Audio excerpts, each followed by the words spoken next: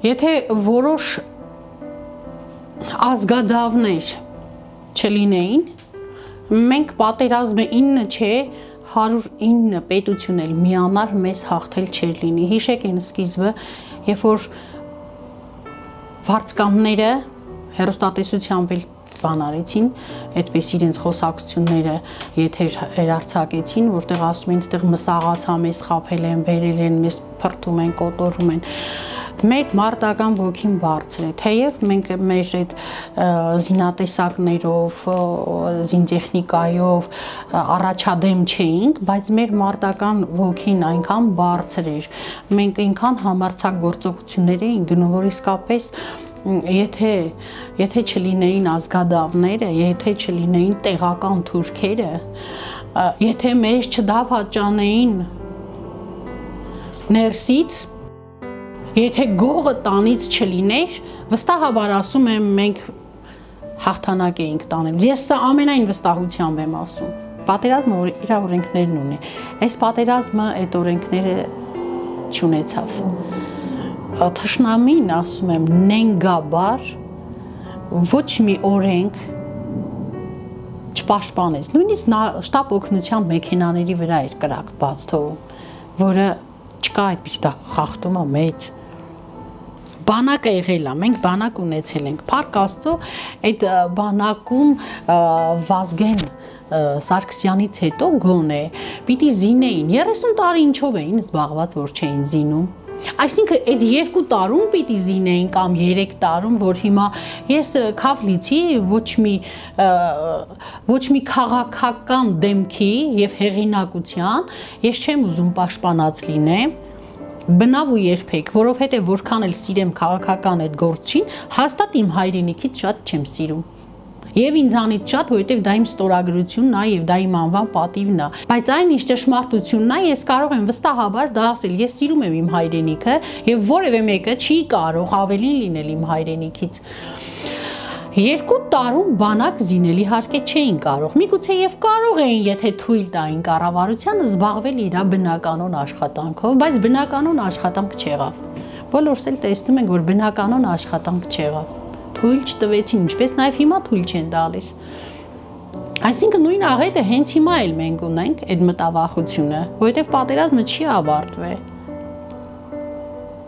Եվ շատ ավելի մոտ է այդ պատերազմը, եւ փոխանակ բոլորս մի նավի մեջ ենք,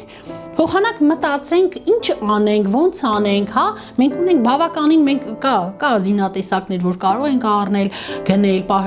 պաշտպանության համար, այսինքն ես նորից պիտի ասեմ, պանցիր տեսակի զինատեսակ կա, որը վաճառում է Ռուսաստանի Դաշնությունը եւ հենց նախագահի Պուտինի թույլտվությամբ կամ գլխավորությամբ եւ 17 միլիոն դոլար արժե մեկ պանցիրը։ Այսինքն այս որ մեծահարուստները, որոնց քրեական գործեր է հարուցված, որոնց նկատմամբ դրանք կարող են այդ պանցիրը ամենը 1-2 հատ առնել եւ այդ քրեական գործերը մեղքի թողություն է նույնիսկ դա լինում։ Իրանց արարքը կդիտվի հայրենասիրություն, մարդասիրություն եւ մենք կլինենք պաշտպանված։ Այսինքն ես լրագրողս չէ, որ պիտի ասեմ կամ ազատամարտիկս, որ պիտի ասեմ, որ այ այս զինատեսակը, ես ոչ ռազմական փորձագետ եմ, ոչ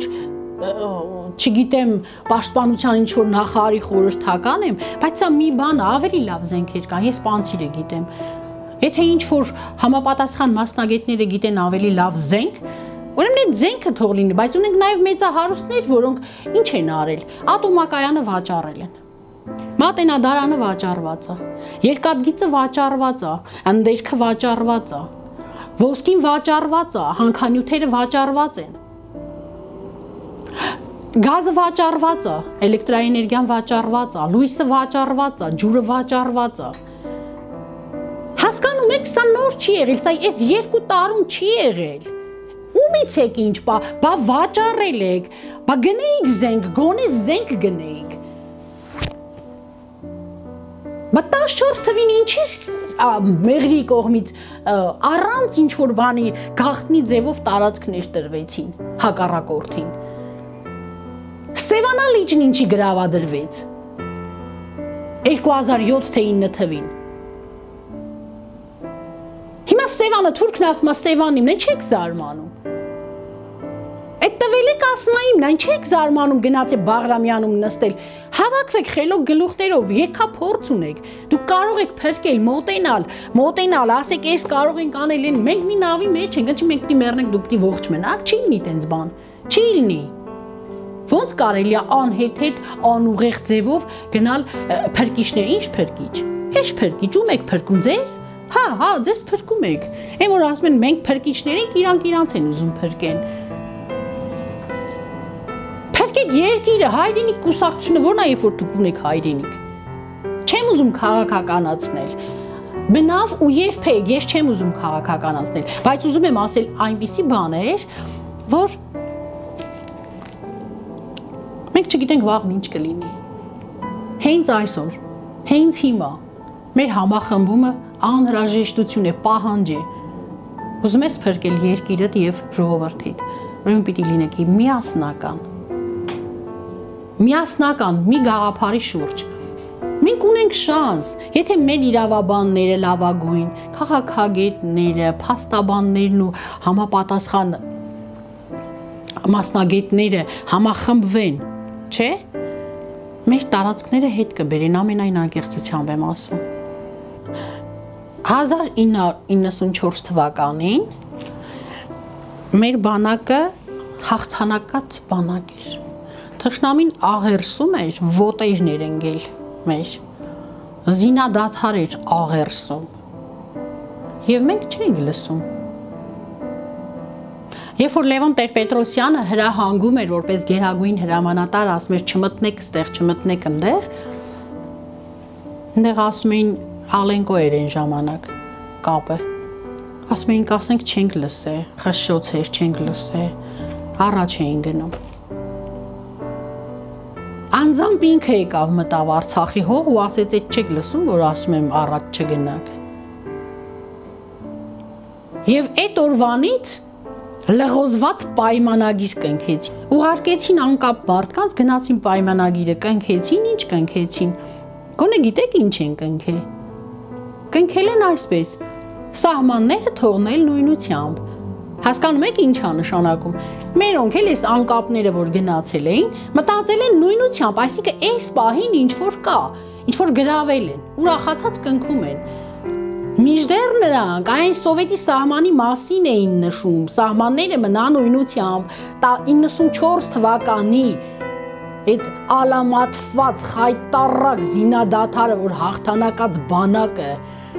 կարող էր թելադրել թշնամուն, ինչ ուզեր և թշնամին պատրաստ էր ստորագրել դրա տակ, ինչ ուզեր, ինչ մենք ասեինք, նա ստորագրում էր, աղերսում էր։ Եղավ հակառակը։ Երբ որ Վազգեն Սարգսյանը հասկացավ, որ սխալ էր Ղարաբաղյան կլանը բերել Հայաստան, և որպես դաշինք միացան Կարեն Սերոփիչի հետ, ինչ արեցին հոկտեմբերի 27։ Նույն հոկտեմբերի 27-ը, նույն Նիկոլ Վարչապետի ծրագիրը, Կարեն Սերոփիչի ծրագիրն է, որը ուզում են հոկտեմբերի 27 անեն։ Ես ասում եմ ինձ համար Նիկոլ գոյություն է Նիկոլայից, ով ուզում ալնի, ես այսօր երկրից ցավով եմ։ Հիմա Նիկոլն է, Նիկոլից եմ ասում, Նիկոլն ինչ մեղավոր է։ Եկեք ռեալ նայենք, պատմություն կարդացեք, փաստաթղթերին տեղեկացեք, փաստաթղթեր կան, մի հատ հետևեք, տեսեք, բա մեր անվտանգությունը ինչով է զբաղված։ Շատ դիրքերի հրամանատարներ, որոնք թե վախից, մի մասը վախից, մի մասը արդեն հրահանգավորված, թողել է դիրքերը, զինվորներին թողել և ասեմ հեռացել, թե փախել, որակումները թողնում եմ հանրությանը և զինվորին թողել է դիրքերում, անտերության մեջ, մեկ, երկու, զոհեր են տալիս, զինամթերքի պակաս կա, բավականին շատ հարցեր կան, որ կամանդիրի հրամանատարի հետ պիտի քննարկեն, խոսեն, ստանան նոր առաջադրանք, ինչ պիտի անեն։ Այդ տղաները թողում են մտածում են, որ գնան ուրիշ մի ջոկատի միանան կամ հեռանան այդտեղից, որովհետև արդեն բացի թող վիճակ է։ Եվ ինչ են արել, անծայրած իր այդ բանում Ղարաբաղի այդ Արցախի տարածքն այնպեսին է, որ մանավանդ այդ զինակոչային տարիքի այդ նոր գնացածները, երիտասարդները, կանոնավոր բանակի ծառայողները, այսպես ասեմ, նրանք մոլորվել են եւ ինքը հակառակորդի ձեռքը մոլորվել են անտառում, գնացել են, մեկը մեկին հարցնում են, կադրեր կա էլի, վայ,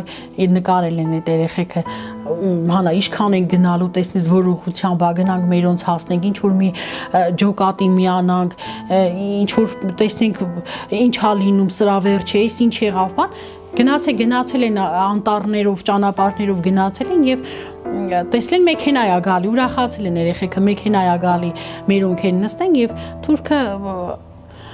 թուրք ա եղել, վերցրել է գերի երեխեքին, ասա ինչ ասենք։ Արցախի բանակի հրամանատարները, ինչպես նաեւ մեր Հայաստանում գտնվող շատ բարձրաստիճան որոշողներ որոշեցին բոլորիս ճակատագիրը, որոշեցին ու Արցախը վաղուց տվել էին։ Հա, ԲՀԿ դաշնակները բոլորն եկել էին սելֆի անելու, նրանք Ստեփանակերտից այն կողմ չեն գնացել եւ իրանց գալը տևել է 5-ից 10 րոպե։ Հայրենիքը ձեր համար բան չէր, գնաք սելֆի լինեք, գաք ու ինչ որ կամ ինչ եք նկարում դիրքերը։ Ինչ եք նկարում, այս չունենք, այն չունենք, այս ունենք, այս դիրքն ունենք, մեր դիրքն էստեղ ա գտնում, այսքան կիլոմետր չի կարելի։ Հետաքրքիրը գիտեք որն էր, որ երբ որ մեր հրամանատարն իմացավ այս ամեն ինչը, որ պիտի հետ գնանք, պատերազմը զինադադար ա եղել եւ մենք պարտություն ենք կրել, սառած նայեց, ասեց ես չեմ գալիս, ավելի լավ է այդ հողը լցնեք վերիս ու գնացեք։ Դրանից 10 օր անց, մոտավորապես 10 օր անց, պատերազմի դադարից 10 օր անց եկել ենք ու այդ ոչ ճանապարհին էր խոսել ելնում։ Հասել ենք տուն, հրամանատարի տանն ենք, ուշ ժամ էր։ Բերաններս չէր բացվում, որ մեկս մյուսից հետ խոսենք։ Ոնց որ ջարդված, ծեծված, հյուծված, այդ տպավորություններ չենք կարողանում, մենք ուժ չունեինք իրար հետ զրուցելու։ Երբ որ հարսը հաց էր դրել, հացել չկերվավ, հացել չկերան տղերքը, ձեռքները չերկարեցին հացին։ Սառած դեմքերով, ժամերով չենք հասկանում, այս ինչ եղավ, կամ որ խոսենք ինչ ենք խոսելու, ինչ ենք իրար հետ խոսելու, ինչ ենք հարցնելու։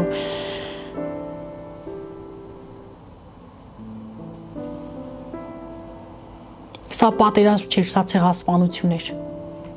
Սա դավադրություն էր եւ պիտի հակառակորդը պատիժ կրի, պատիժ ստանա։ Մենք պատրաստ ենք պատերազմի միշտ։ Բայց սա պատերազմ չէր։ Սա ծրագիր էր։